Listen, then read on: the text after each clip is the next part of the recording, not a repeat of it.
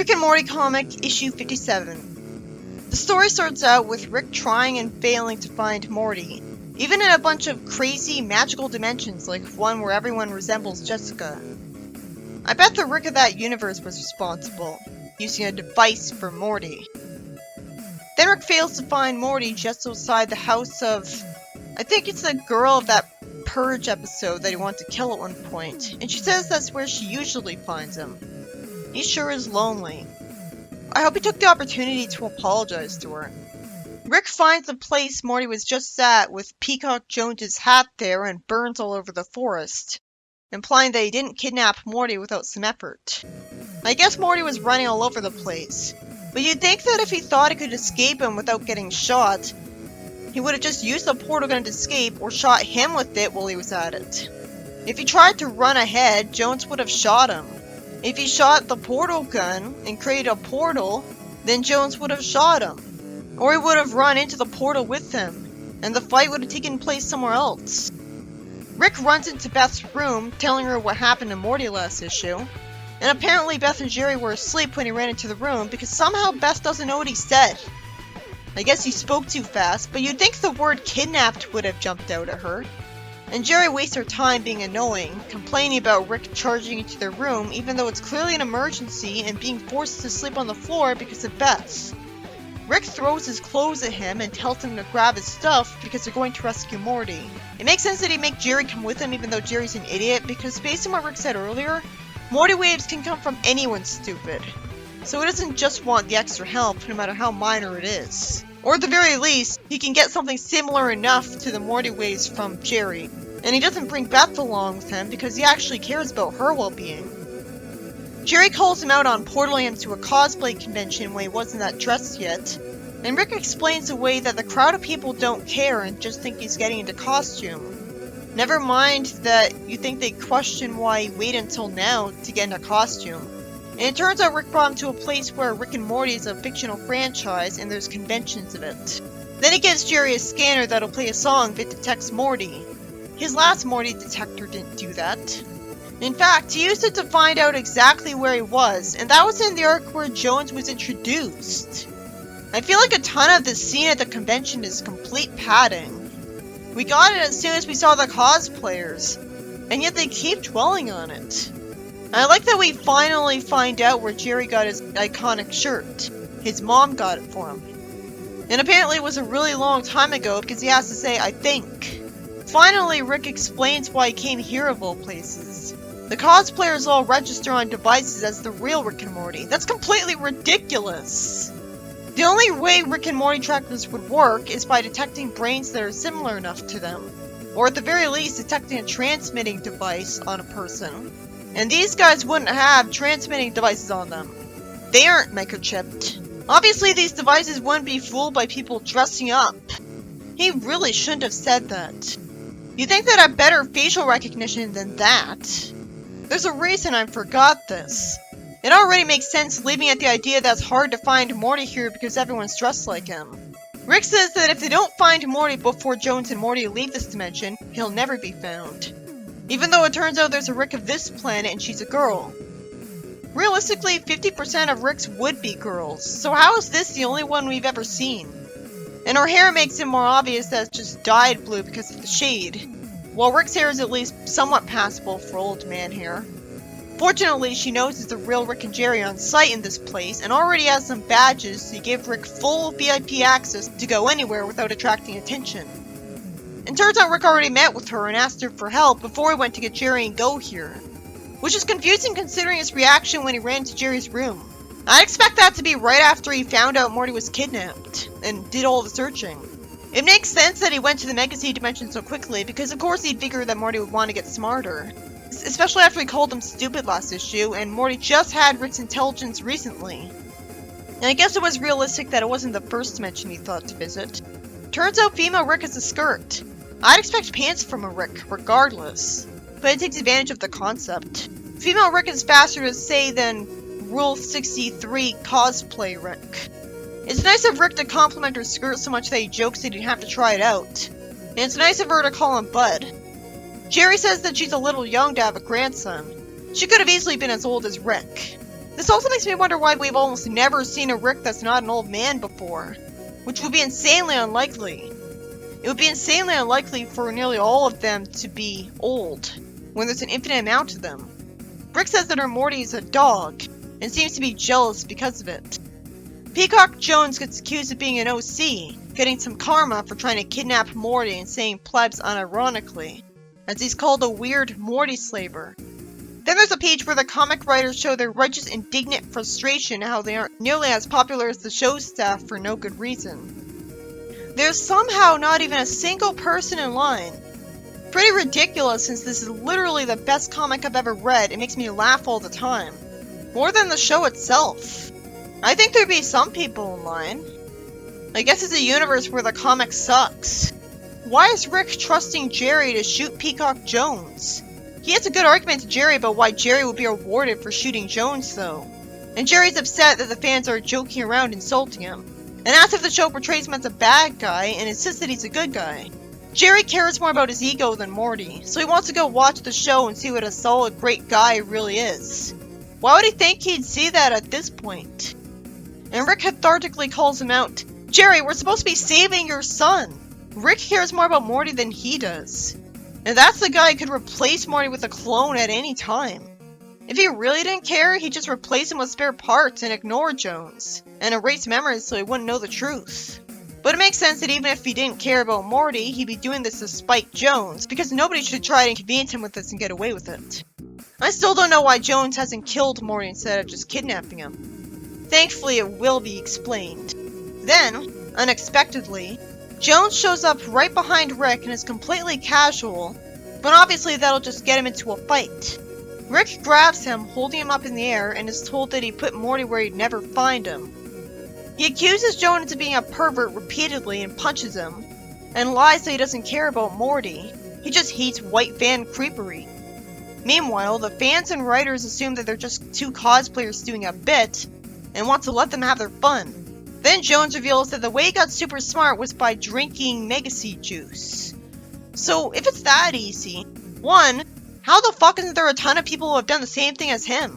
Won't everyone near the Mega Seed planet be geniuses? I guess I explained it well enough last time.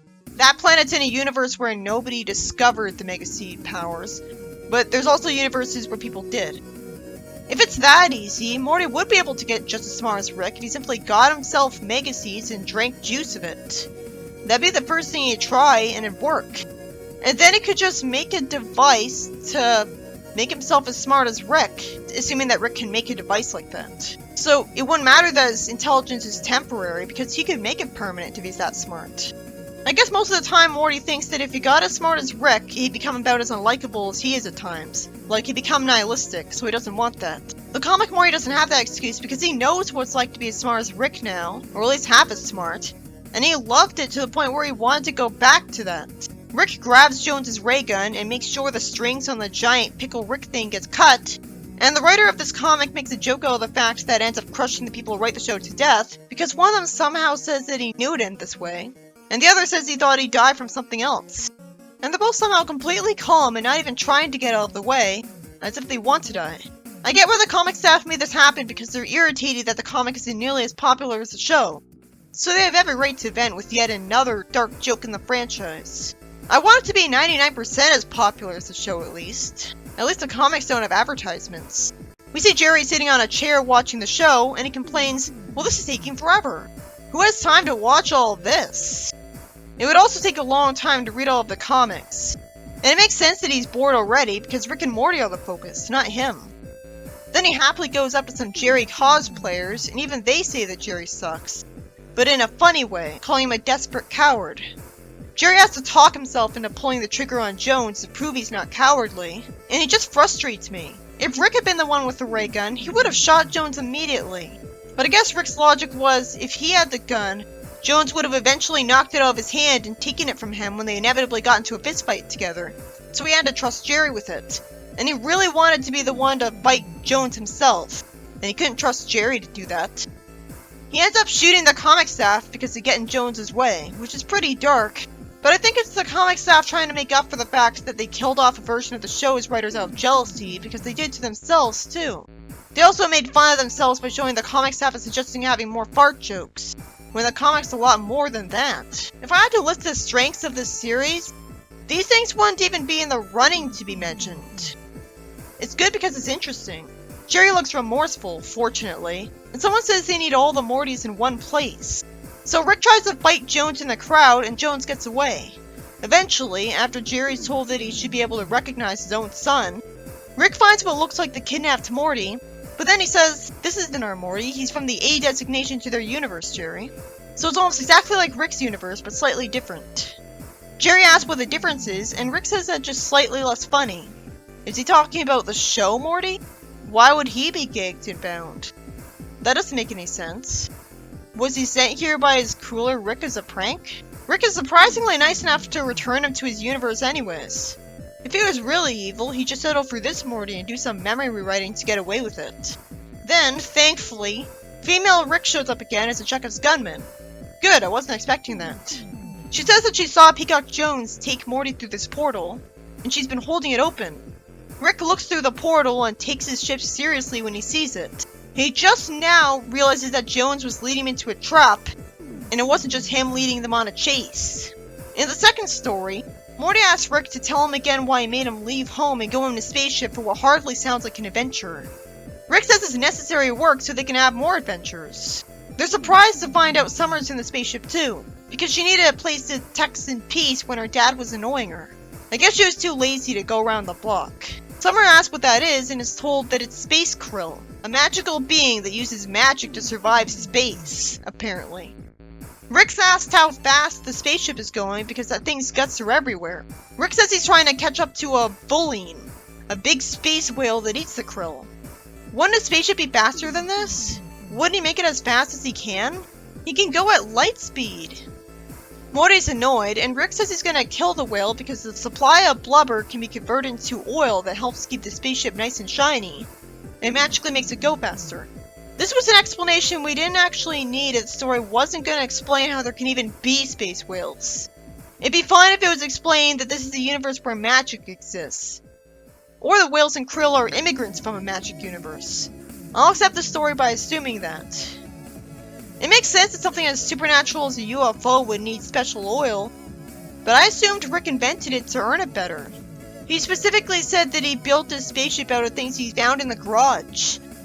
He says he should be able to blast the whale without damaging some of its vital organs, which he can use too. Why is he taking his grandkids on this mission? Shouldn't he know they'd whine about it because the whales are living beings? Can't he make his spaceship nice and shiny without doing this? By doing what people do for cars? He just liked it because it's an overly complicated plan only he can do. Summer, after looking sad, says that's freaking awesome, which must be out of character because even when I was reading out the script I was surprised by it. Morty's shocked and upset with her when he thought she'd be sad. Well, she clearly looks sad here. So without any other explanation, I have to assume that she was sad for the whale at first. Maybe she changed her mind when she started to consider Rick's side of the story. She says that thing's an endless supply of space adventures inside a sweet shiny ride. I like that's a blue whale with 4 eyes. Rick shoots it and destroys it in one shot, and Morty reacts appropriately. And Summer asks how Rick's collecting it when it's everywhere. He says there's 2 spacesuits in the back and tells his grandkids to suit up. But wouldn't he usually do this on his own? But he wants less work this time, and realizes it'd be worth upsetting them over after the first time. They're reacting like this is the first time they've ever had to do this, so I guess he got tired of doing it on his own after a while. Rick says, "Sounds like you're forgetting the time I created pocket dimensions or closets full of every toy you ever lost." He tells them that they can either do this, or every one of their new adventures will have all the excitement that sitting in the living room with their parents can bring them. So they immediately believe his bluff, even though he needs Morty on his adventures, and get to work. It was really nice of Rick to actually find out and remember what every one of their childhood toys looked like back then. And think to make a copy of them all just in case they get lost. Huh? The story ends with Morty and Summer using giant toothpicks to collect the goods while Rick has his hands behind his head and smiles. The first story was about Rick bringing Jerry to a universe with the convention of Rick and Morty in it because it's the most likely place Peacock Jones would hide Morty in, with Morty cosplayers everywhere. and it's so effective that Jones goes back to his ship with a stolen portal gun before he could stop him. I don't know why we never got to see Morty get kidnapped. It's kind of a vital part of the plot that we missed out on, which would have made the story make more sense. And the convention kinda lasted too long, with the fans being portrayed in a cringy way. Rick brought Jerry with him so that Jerry could shoot Jones by surprise, but of course Jerry ruins things with his cowardice, taking too long to pull the trigger and missing. It's weird because not too long ago he was acting eager and desperate to shoot somebody and was disappointed at never getting to. And now his son's life is on the line, and he's less eager. And it ends with Jones leading them into a trap where his ship is. I wish it was explained why his ship was bigger on the inside. Like, he found a magic crystal. Like the death crystals, they were clearly magical, so there are magical crystals. And the second story is about Rick getting Summer and Morty to collect the guts of a destroyed magical space whale so that he can make oil to make his spaceship shiny and go faster. It's more interesting that he gets it from this than from just inventing the oil in his lab from various chemicals. But it's clearly not necessary, or worth it, because it doesn't make any sense. It took a while to get to that point because there was some padding where they talked at the beginning. But at least it doesn't make fun of the fans as being overly eager, shouting Pickle Rick for no reason.